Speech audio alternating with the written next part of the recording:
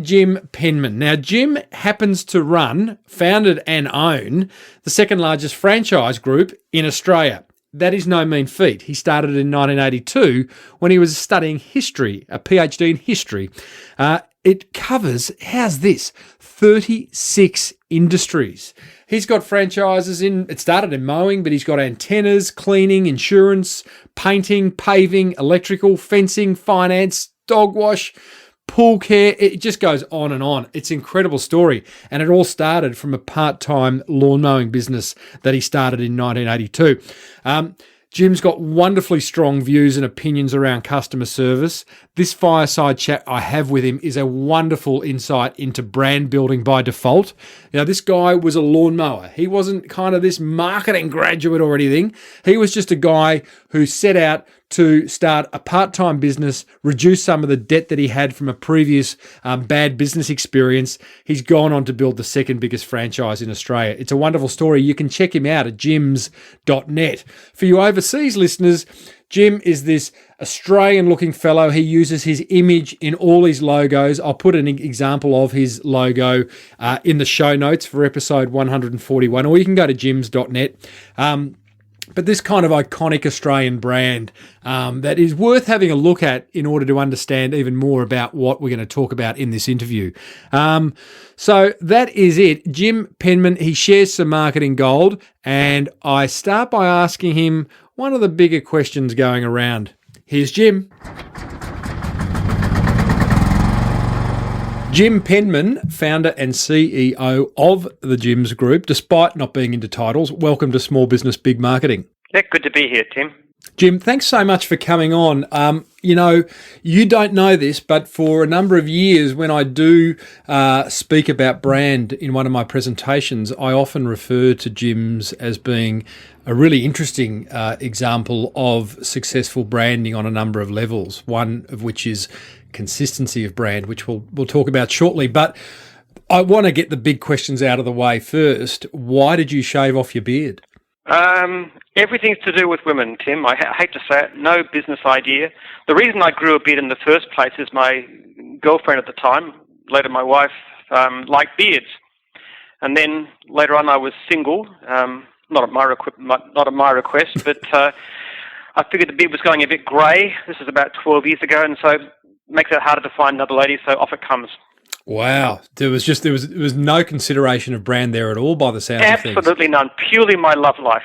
For overseas listeners, and I will put some images of Jim's branding in the show notes of this episode, but the illustration of Jim's head on all his logos and brand identity is very, very powerful, and it involves him, a very Australian-looking fellow with a beard. So hence the question. Jim, can you wrap some numbers around the business as it stands, the Jims Group, total revenues, number of staff, number of franchises, just to give us a sense of what we're talking about? Latest count, we've got about 3,250 franchisees. As to how much money they make as a group, you probably have to multiply that by about $2,000 a week or $100,000 a year. So I think that comes out to something like about 300 million. Is that right? That's about it. It's a good number, good round number. Yes. What about staff in terms of company staff? I don't exactly count them, but I think I've got about 30. So it's very, very small staffing level by comparison, but that's because so much of the work is done by our franchisors, master franchisees. Now, in the early 80s, I thought, let's have just a chat about how on earth this came to be, because it is an interesting story of having a mowing business, but now has blown out or ballooned out into all sorts of different categories under the Jims banner. But in the early 80s, Jim Penman, studying a PhD in history, you decided to start a part-time gardening business. What happened there? Well, that was just a way of funding my PhD, and because I liked it. I liked working outdoors, and it was kind of I liked physical exertion. I've always just loved trees and grass and things, so it was fairly obvious. I must say, when I started, I actually did it again because as women, I thought that I wanted to buy a car which I couldn't afford, and I thought it would help me to get a girlfriend, which didn't really work very well, but my motives are quite consistent, are they? So I started clearly. I know what drives you. Yes, that's right. So I started mowing lawns as part-time business, and then when I finished my PhD, well, what do you do with a PhD in history? Well, of course you mow lawns for a living. Well, there's no money in PhDs in history, obviously. No. So you literally, and I've had a couple of guests recently who have gone down that kind of university path and then gone and completely put it aside and chased their passion, I suppose. So was there a point where you've made an absolute decision? I am just leaving that PhD behind and going to mow lawns for the rest of my life. Where was that point? Well, it wasn't quite that. I had a sort of a theory that I wanted to follow up, but I couldn't afford to do it because even though it started in history, it really ended up more to do with neuroendocrinology and those kinds of areas, and I couldn't afford at the time to do anything else with it. So my aim of starting the business was really to be able to fund my research. So about 7 years ago, I actually approached La Trobe University, and I'm now giving them $500,000 a year, actually now to RMIT, to continue to do research. We've had quite a few articles published, and I'm in the process of submitting a book to publishers. About? So I'm actually haven't given it up, but the mowing business has been a way of achieving my ultimate goal. At what point did you get off the tools, Jim? Off the mower? In 1988. Right. For the first few years, I started full-time in 82, and I started mowing lawns myself. I was flat broke, deeply in debt. Gradually built it up, started building up and selling off lawn mowing rounds. Eventually I had quite a few subbies, came off the road, and then I launched the franchise the following year, 1989. I've got to ask, you're doing a PhD in history, probably drinking a lot of beer being a uni student. How did you manage to get yourself in what sounded like significant debt? Well, not from beer drinking. I'm a lifelong teetotaler. Right. Oh, just trying a business thing that didn't work out very well. Gotcha. Okay. Interesting. Hearing how Jim's Mowing then came about.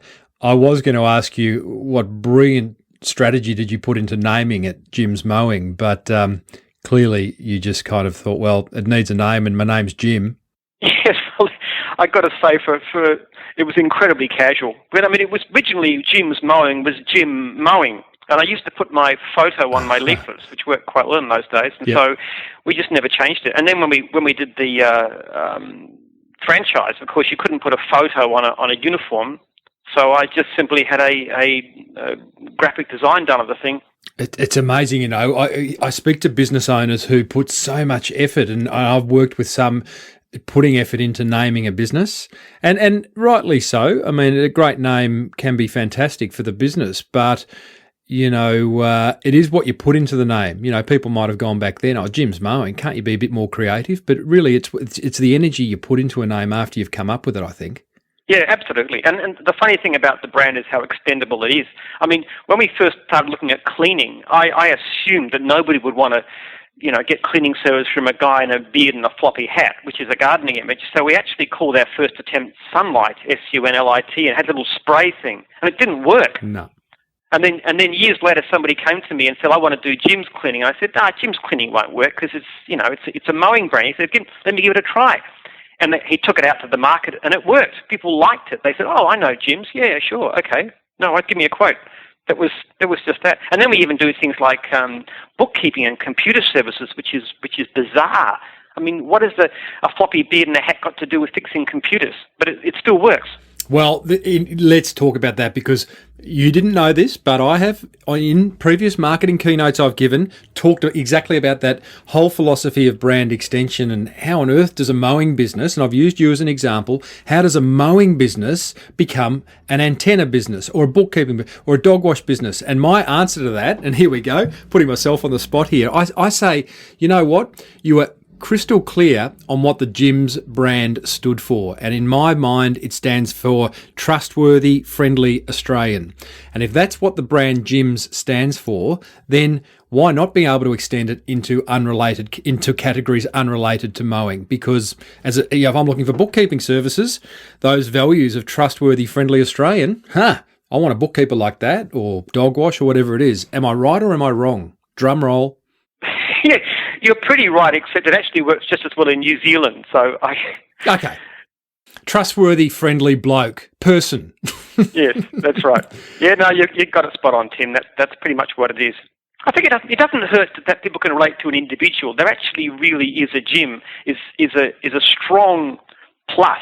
The most common single question my franchisees get asked is there really a Jim?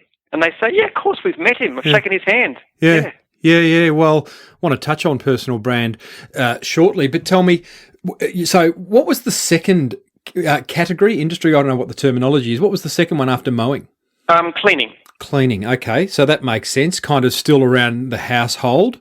When did you go into something bizarre? Well, bizarre, that's harsh. Like tag and what's that thing? Test and tag. Test and tag. Or when did you launch into a category that was completely unrelated to the home? It just more or less came gradually. People just used to come to me more than anything else. Like one of the early ones was fencing, and one of my franchisees said, I want to start Jim's Fencing. And I said, that'll never work. That's a ridiculous idea. And he said, well, just let me give it a try. And I said, well, it's your funeral. If you really want to have a go at it, go. And it works for fencing too. So I thought, oh, wow. I don't think I'm any great. I make so many stupid decisions, and I'm wrong so often. Good on you. It seems to work. Why would you have thought? I mean, you should have rung me because I would have said it will work. Uncategorically, Jim's Fencing would work. Why did you think it wouldn't? Were you being humble? Maybe. I just don't know. I just really didn't strike me that it was something that would be much of a market for fencing. It's actually in terms of work, it's our number one division. We've got 50% unserviced in fencing. Half the jobs people ring us for, we can't do. Why? Because you don't have the resource, or because they're too hard? We can't recruit enough franchisees fast enough. Goodness me. We knocked back nearly 100,000 leads last year. It's horrifying. Goodness we just can't keep up with the demand for our services, but fencing is the most extreme. Well, anyone listening, there you go, business opportunity right there. I always laugh at the example of the Virgin Group, of which they've only ever closed one category, and that was Virgin Brides. I think that's true, but oh my goodness, it can't work. Virgin Cola worked, Virgin Money, Virgin Trains, but Virgin Brides, who would have thought? Tell me, not every category, well, no, I don't know this for sure, but I'm guessing not every category that you open under the Jim's banner works. You may have had to have closed some. Tell us about that. Okay, there's only one category that didn't work as a category, and that was driving school. And the reason we knew that is because typically your driving school, the 18-year-old kids, and they will be told, the driving instructor will be told, I want you to park around the corner, because Jim's is seen as a bit daggy at that age. Kids love us, older people love us, but round about that age group, that was the one division where the brand failed. Yeah. Maybe you need to call it Jimbo. No, I think it's just wrong for us. Yeah. We've had other divisions fail, but in every other case, it was always because we had the wrong person driving it. We're a lot more careful these days about who we allow to start a new division. Because you not only don't have any company-run franchisees, let me get the terminology right, but everyone that you have private franchisors as well, correct? So you don't own the actual franchisor? No, I don't. Yeah, okay. We have a role called divisional franchisor, and I'm actually the divisional franchisor for Mowing and currently bath resurfacing. So how do you choose the right person these days? These days we look for somebody who's got a good track record in business. We've just signed up our last one, which has just signed up last Friday, is Jim's Conveyancing, and we've got a wonderful, wonderful lady running a hugely successful business for many, many years, and she's just dynamite. We've been talking to her for 2.5 years, if you can believe it, to get her on board, because she's so good. That's a slam dunk. That's going to be such a success. So she's got a pre-existing conveyancing business that's very successful. So 2.5 years discussion. She's hesitant to go, well, why would she change? She's already knocking it out of the ballpark by the sounds of things. Where she was set for 2.5 years, she's been hesitant. What was the kind of deal maker for her to go under Jim's? It was to do with things like the domain name. There were issues and various things, and she's actually in a franchise group herself. So there was a number of different issues, and she's just not somebody who does things in a hurry, I guess. Yeah, fair enough. But I mean, she's a spectacular find. I mean, everybody really, as soon as they spoke to her, said this lady will be dynamite.